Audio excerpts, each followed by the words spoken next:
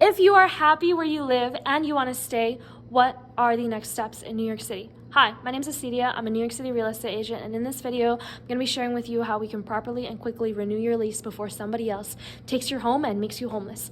The first thing that I would recommend is doing this as early as possible. I have seen so many situations where somebody decides last minute they're going to renew their lease, and then they find out like 1 week, 2 weeks before they can't even renew their lease. Someone else has already rented their apartment, and they have only 2 weeks left to find another place to live. It's a horrible spot to see. But that can always be prevented. Usually you're supposed to get at least renewal 60 to 90 days out before the lease ends. Managements ask that we sign it as soon as possible so they know if they have to remarket the room or not. If they don't get an answer, they're going to assume that you're leaving, especially if nobody's communicated.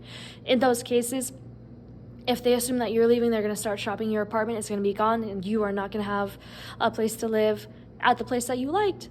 But what I would recommend is 60 to 90 days out, sign that lease renewal, send it over to management, make sure that you have confirmation that you're all set, just because there's been times where people have roommates and they sign their lease renewal, the roommate doesn't sign the lease renewal, so management doesn't know that people are even renewing, and then they have to keep looking for an entirely new group to take over the apartment.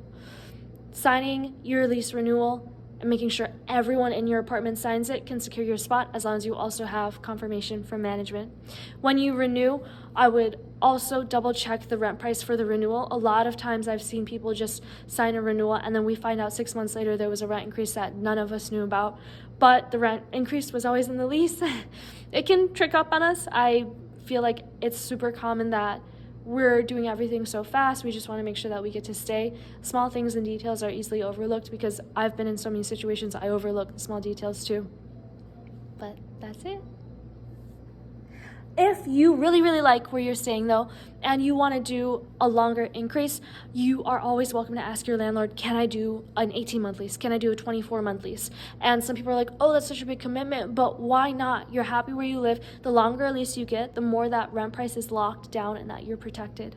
And on top of that, who wants to even move in New York? I'm a New York City real estate agent. I see people hate shopping. They don't want to keep moving, but being able to stay in one place, I feel like saves you so much time, so much money, so much energy, and it's worth it. If you find a place you like, why not stay for 5 years? Why put yourself through apartment hunting for an entire month, wasting your time, energy, having to hire movers, and going through that entire effort and process?